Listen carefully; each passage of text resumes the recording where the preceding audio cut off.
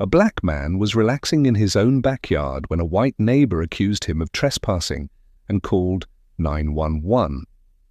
What the officers found, and what the cameras recorded, turned the whole neighborhood upside down. DeAndre Wilkins wasn't just tired. He was the kind of tired that sinks deep into your bones. After a long work trip, all he wanted was peace. He pulled into the driveway of his one-story home on Echo Street in Bakersfield, California. It was just past 1 p.m. on a Thursday. The sun was bright, the sidewalk empty. His dog, Milo, barked from behind the front door like he knew his owner was home early. DeAndre unlocked the door, dropped his carry-on by the entryway, and knelt to hug Milo, a stocky, brindle-coated dog with a soft growl and a stubby tail. Milo did his usual happy spin before darting to the backyard. DeAndre followed, carrying a glass of iced tea and his portable speaker. He turned on some Dexter Gordon, letting the smooth saxophone notes fill the air. This was his favorite part of owning a home, the backyard, his own little piece of land. 5 years ago, after saving up for what felt like forever, he'd bought this place.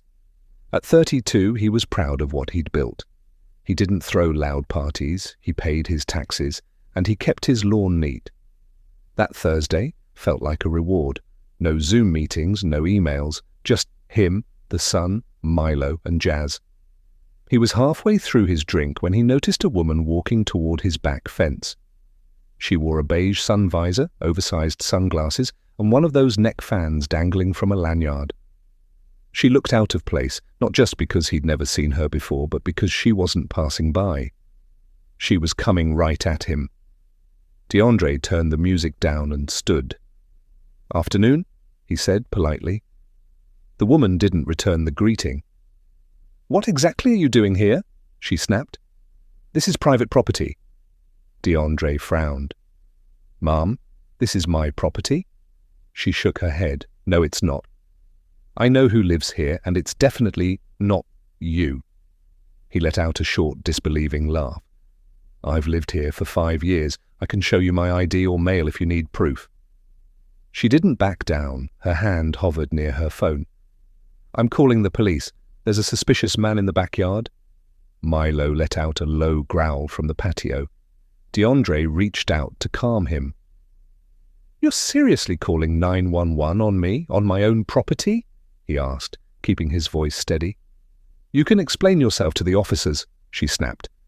Then, with her phone in her palm, she dialed. DeAndre stayed still. He knew better than to make any sudden moves. His heart pounded, not because he was scared of her, but because he'd seen this story play out too many times before. From her side of the call, he caught pieces. "Yes, Bakersfield. Right now.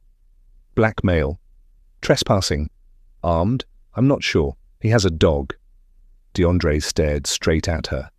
"You're lying. You know I live here." But she kept talking. Within minutes, sirens wailed, multiple cars. He hadn't expected them to arrive so fast. He grabbed his wallet, walked to the front of the house, and stood with his hands visible. Milo stayed inside. 2 squad cars pulled up, doors flying open. "Sir, stay where you are," one officer shouted. DeAndre raised his hands slowly. "I live here. I can prove it." But the tension had already settled over the block like a heavy fog. Neighbors peeked out from windows and doorways. He could feel their eyes, not on the woman who called, but on him. Before anyone could explain, the next few minutes would spark a chain of events neither of them could undo. One officer, tall, bald, with mirrored sunglasses, stepped forward, his hand near his holster. The other, shorter and stockier, scanned the yard like they were preparing for trouble. DeAndre kept his voice calm. "My name is DeAndre Wilkins. I live here. I can show you my ID and mail with this address." The taller officer gave a slight nod but didn't relax. "Sir, do you have that ID on you?" "Yeah," DeAndre said carefully, reaching for his wallet. "Right here." He handed it over, making no sudden moves. The officer checked the license, then the address on the mailbox. Just then, Carolyn Dittmer, the woman who'd called, marched around the corner, phone in hand like a trophy. "Officers, Thank you for coming. I caught him in the backyard. He was acting suspicious, and I've never seen him before. The second officer turned to her. Ma'am, do you live on this street? Yes, she said quickly. I live across the alley. I walk by this house every day. DeAndre raised an eyebrow. So you don't live on this street, and you admit you were on my property? Carolyn ignored him. I know the woman who used to live here. She was an older lady, sweet. He's not the owner. Look at him. He doesn't belong here. Those 6 words said more than she probably meant. The taller officer turned back to DeAndre. Sir, can we step inside so you can show us mail or a deed? DeAndre nodded. Yeah, I've also got doorbell camera footage. He led them inside. Carolyn tried to follow. You're not coming into my home, DeAndre said, blocking her. You've done enough. The officer held up a hand. Ma'am, we don't need you in there. DeAndre grabbed unopened mail from the counter, his name, his address. Then he pulled up his security app showing the footage, Carolyn approaching, accusing him, dialing 911. The room was silent except for the faint jazz still playing. After a moment, the taller officer sighed. All right, this checks out. The shorter one glanced at the footage, then at the door. We'll talk to her outside. They stepped out front. DeAndre followed, locking his door behind him. Carolyn stood on the sidewalk, arms crossed. Well, what's the verdict? She asked, almost smug. The taller officer walked over. Ma'am, Mr. Wilkins owns this home. He has valid ID, mail and video proof of what happened. Carolyn's face twitched. But he doesn't look like... That's enough, the officer cut in. You made a false report. You also trespassed onto private property. Her mouth dropped open. I trespassed? I was protecting the neighborhood? You crossed onto his yard without permission. That's trespassing, the officer repeated. You're lucky he's not pressing charges right now. DeAndre watched as her confidence crumbled. The same certainty she'd had when she dialed 911, when she thought the system was on her side. I'm going to speak with the HOA, she muttered. They'll hear about this. I'm sure they will, DeAndre said. And so will everyone else, once I post the video.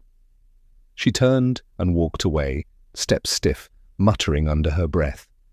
The officers gave DeAndre one last look. Sorry about the misunderstanding, the taller one said.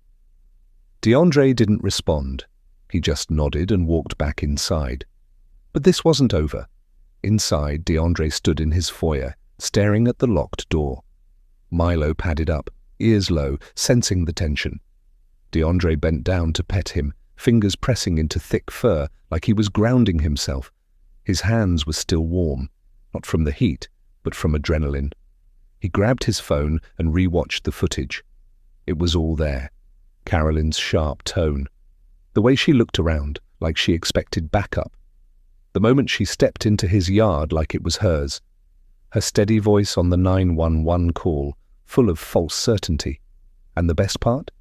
The officer telling her she was trespassing. DeAndre uploaded the footage to the cloud, saved a copy to a USB, then sat down. He wasn't sure if he'd post it, not yet, but he wouldn't stay silent either. That night, he called his sister in Fresno. You're not going to believe what happened. He told her everything, Carolyn's accusation, the officers questioning him like he was the intruder. You recorded it, right? She asked. All of it. You need to post that. People need to see. DeAndre hesitated. I don't want this going viral. I just wanted a quiet day. Now I got to think about lawyers. She was quiet for a second. Then, you didn't ask for this. But if you stay silent, she wins, twice. You're not the first guy this happened to, but you might be the first who can prove it. That stuck with him. The next morning, DeAndre edited the clip. No music, no effects, just raw footage with a simple caption. She told me to leave my own house, then called the cops. He posted it to Facebook first, thinking only friends would see it. By noon, it had 3,000 shares. By 3 p.m., someone reposted it to Twitter. a local activist group tagged him. "This is why people keep doorbell cameras. This is why it matters." By dinner, a journalist emailed asking for an interview. He declined, but it didn't matter. The video was already everywhere. A high school friend he hadn't spoken to in 10 years texted, "Bro, I saw you on Instagram. You good?" Another comment read, "My cousin went through this in Modesto. No proof. Nobody believed him." By Friday morning, Channel 23, News ran a segment. They blurred Carolyn's face, but not her voice. Her words echoed on TV screens across town. "He doesn't belong here." It was surreal. DeAndre had gone from a quiet afternoon in his backyard to becoming the face of something much bigger. A role he never asked for, but one that found him anyway. Carolyn never apologized. No note, no confrontation, just silence from across the alley. But silence didn't mean peace. It felt like distance, like lines had been drawn in a place where neighbors used to wave and keep it moving. Then, Saturday morning, the silence broke. DeAndre was watering his lawn when a white SUV slowed in front of his house. The driver, a woman in her 50s with short curls and gold-rimmed glasses, rolled down her window. "You're DeAndre, right?" Her voice was friendly but careful. He nodded. "Yeah, that's me." "I'm Loretta McKinney, lived 2 streets over. I saw your video." She paused. "Just wanted to say, thank you for putting it out there."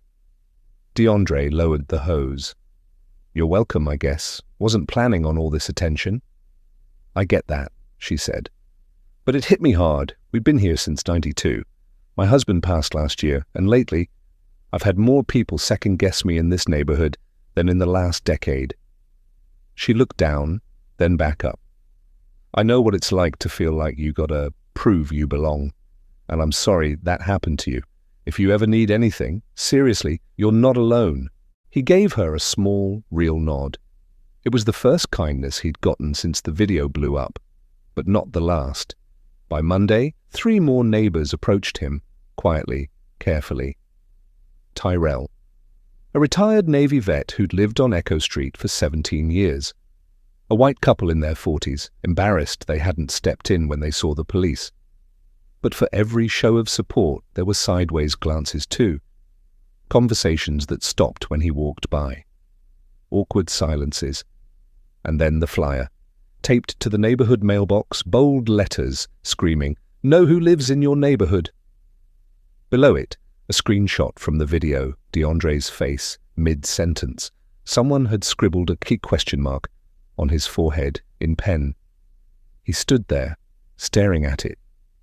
This wasn't over. DeAndre pressed his lips together, ripped the flyer off the mailbox and walked back to his porch without a word. Milo trotted behind him, tail wagging, oblivious to the tension in the air. Later that evening, a knock came at the door. It was Officer Delgado, the shorter cop from the incident. "Mind if I talk to you for a minute?" DeAndre stepped aside. Delgado glanced around, then sat on the edge of the porch steps. "Just wanted to check in," he said.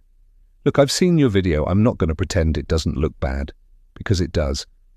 I can't speak for Officer Langston, but we're not trained to assume guilt. That's not how it should go, but I know it felt that way." DeAndre sat on the top step, arms resting on his knees. "Felt that way because that's exactly how it went." Delgado nodded slowly. "Yeah, you're right. And I'm not here to defend that, but I wanted to tell you, this whole thing, it's made the department review our response procedures. There's going to be an internal review." DeAndre raised an eyebrow. "You here on official business, or just trying to get ahead of this before the media runs with it?"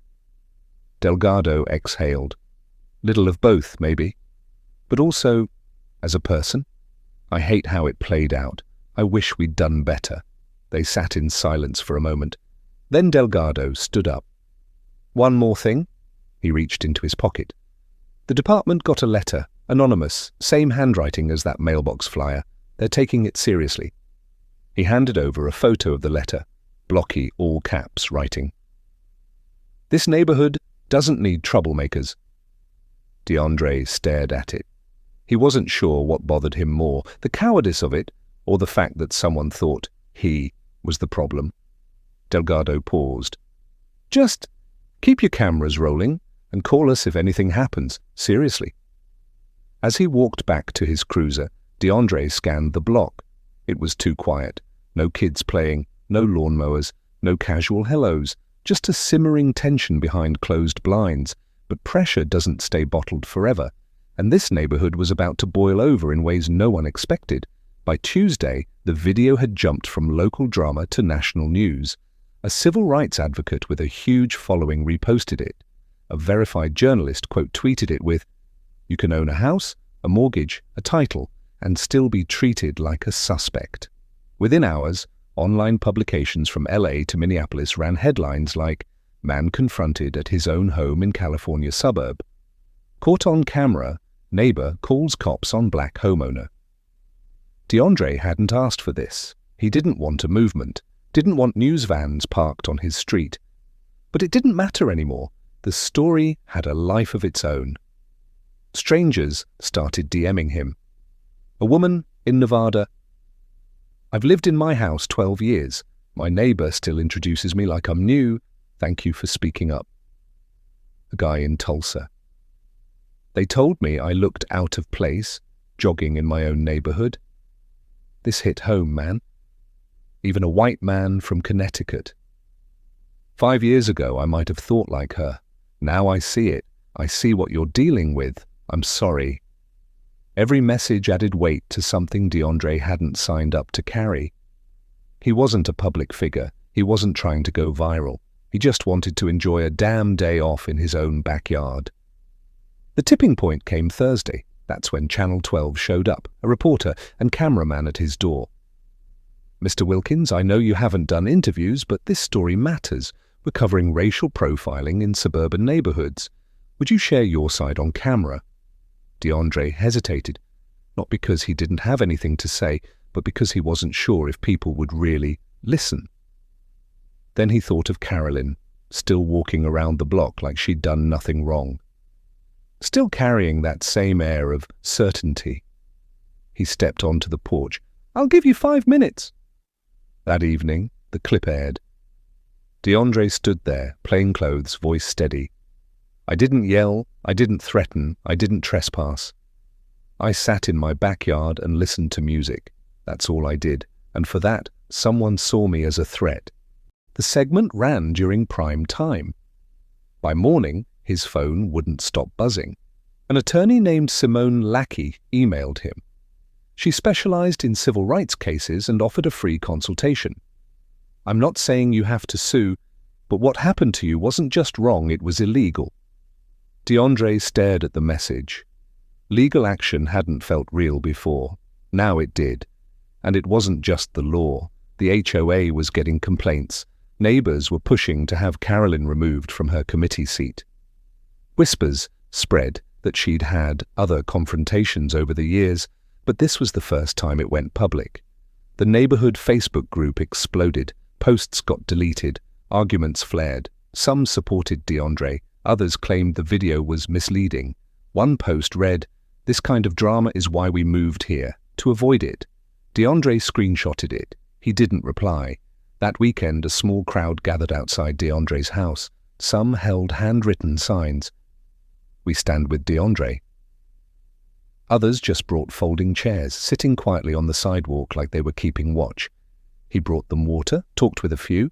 One woman had driven from Visalia just to show support. "This kind of thing doesn't stay quiet anymore," she said. "And it shouldn't." DeAndre nodded. He was starting to see the bigger picture, but understanding it and deciding what to do were two very different things. The pressure to act kept growing. By the next week, DeAndre felt split between two lives, his normal routine and the symbol the internet had turned him into. He still took Milo on morning walks, still trimmed his hedges every Saturday. But now cars slowed when they passed his house. Some people waved, some stared. A few didn't even try to hide their whispers. The neighborhood, once ordinary, now felt tense. This wasn't just about the video anymore. It was about what the video revealed. People were forced to look at themselves, their neighbors, the unspoken rules they'd always ignored, and not everyone liked what they saw. At the next HOA meeting, held at the local recreation center, the room was packed. DeAndre hadn't planned to speak. He sat in the back, ball cap low, trying to blend in. But when Carolyn Ditmar stood up, he knew that wasn't going to happen. She cleared her throat, standing tall. "I want to address the rumors about me," she said. "What I did was out of genuine concern. I didn't know who that man was, so I called the authorities. I've lived here over a decade. I care about this neighborhood." Murmurs spread through the room. An older man spoke up.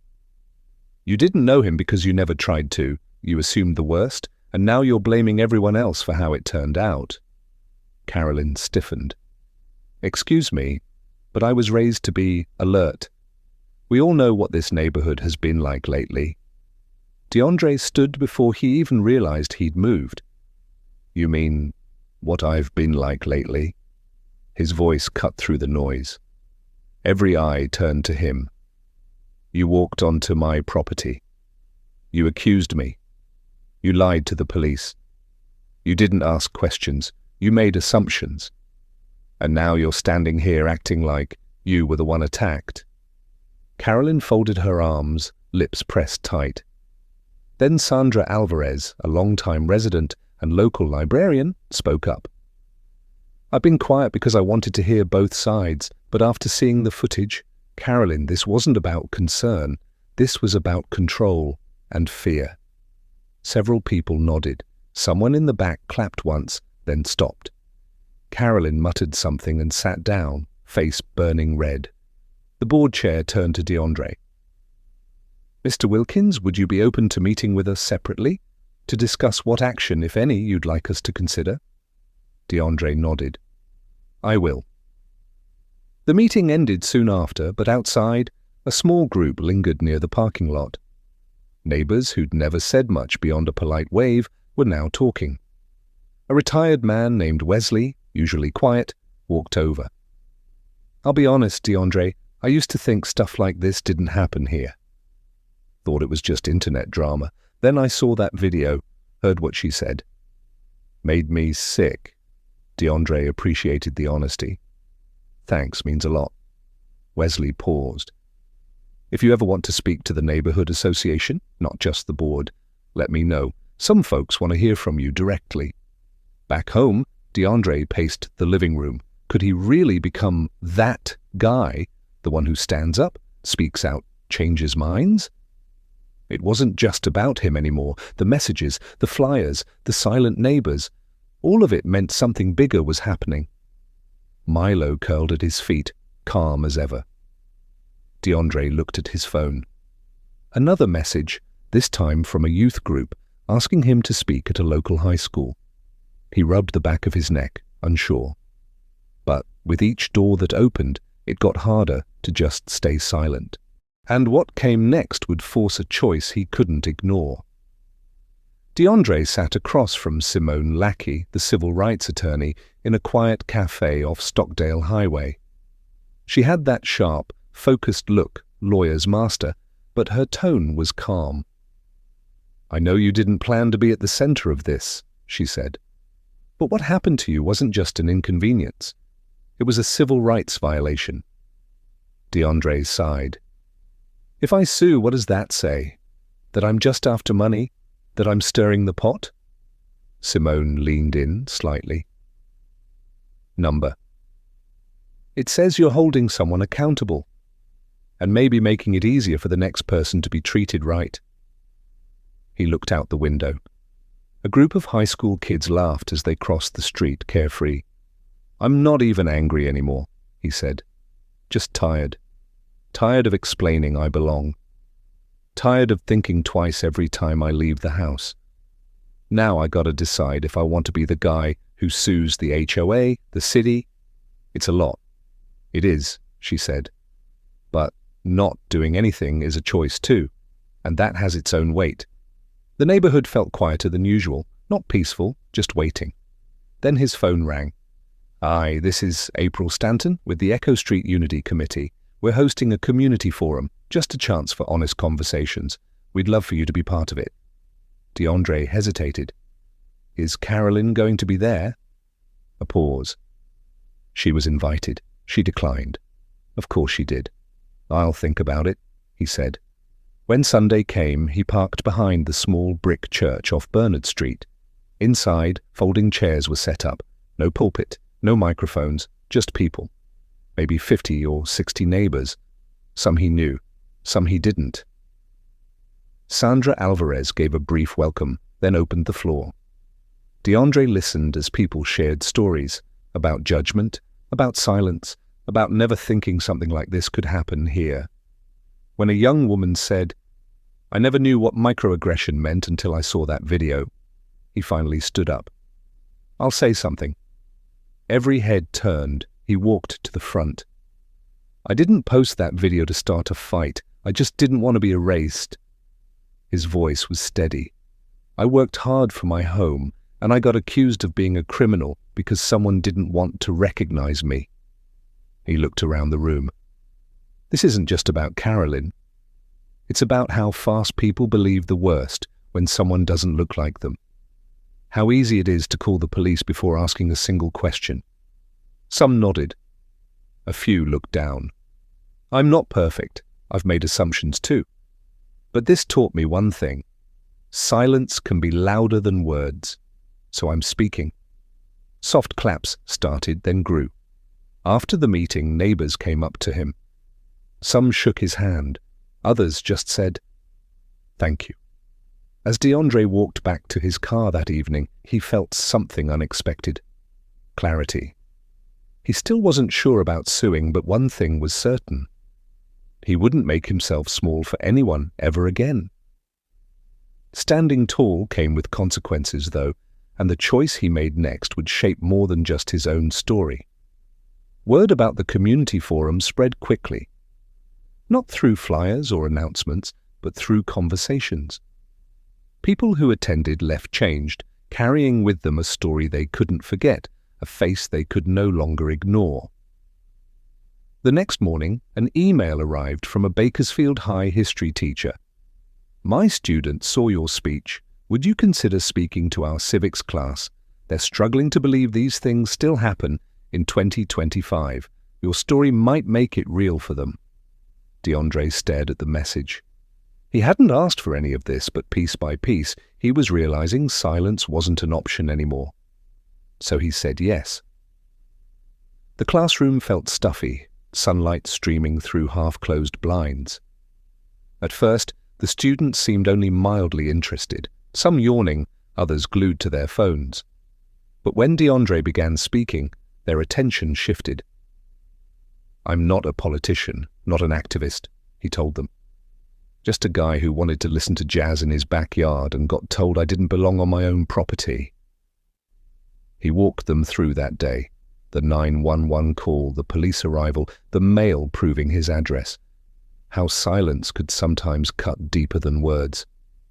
A student raised her hand. "Do you think she really believed you didn't live there? Or was she pretending?" DeAndre considered this. "I think she believed what she wanted to believe. That's the dangerous part. People don't always see what's real, they see what makes them feel in control." Another student leaned forward. "What would have happened if you didn't have cameras?" The question hung in the air. "That's one I keep asking myself," DeAndre admitted.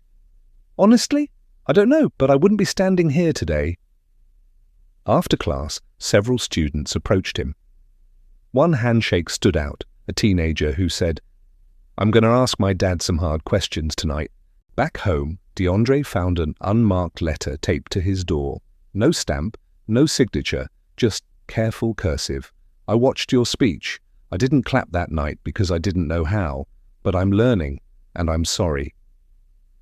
Standing on his porch, letter in hand, the neighborhood looked the same, but felt different, not healed, but shifting. When Simone called later that week, he surprised himself. "I'm thinking maybe lawsuits aren't the most powerful move. What if we make sure they can't ignore this? Not just Carolyn, all the people who thought this was normal. He'd started keeping a notebook, every message, every shared story since the video went public. As pages filled, a pattern emerged. This wasn't rare, just rarely caught on camera. A month later, the HOA announced Carolyn's resignation, brief and formal. No apology came. DeAndre hadn't expected one. Some neighbors still kept their distance. Others invited him for coffee or to speak at their churches. He wasn't trying to become a spokesperson, but understood now how truth-telling could be its own kind of leadership. One evening, 5 weeks after it all began, DeAndre returned to his backyard. Same chair, same jazz playlist, same snoring Milo. Everything looked unchanged, but felt entirely different. Opening his notebook to a fresh page, he instead reached for his phone and hit record. This wasn't for news crews or classrooms, just him, unfiltered. "Hey," he began, "it's DeAndre. I've been quiet lately, trying to make sense of everything." His voice was steady as he recounted his journey, ending with, "You don't have to understand everyone's story, but you can't decide someone's rights based on what makes you comfortable. That pressure of constantly explaining your existence, it wears people down." Slowly, quietly. He posted the raw video days later. No hashtags, no edits. The response wasn't viral, but real. "Thank you for saying what most of us are too tired to explain." My dad watched this and didn't say a word. That means everything. DeAndre didn't sue. Instead, he partnered with a housing rights group to start monthly community dialogues. 12 people came to the first meeting. By the third, over 30. He kept adding to his notebook stories, names, plans. And he kept his backyard jazz sessions because that space remained sacred. Change doesn't always come with fanfare. Sometimes it's in tired voices finally being heard, in neighbors making eye contact without suspicion, in silence that gradually breaks open. If this story made you think, even for a moment, let that be your starting point. Speak up. Ask better questions. Be the neighbor who listens. Because the work? It's just beginning.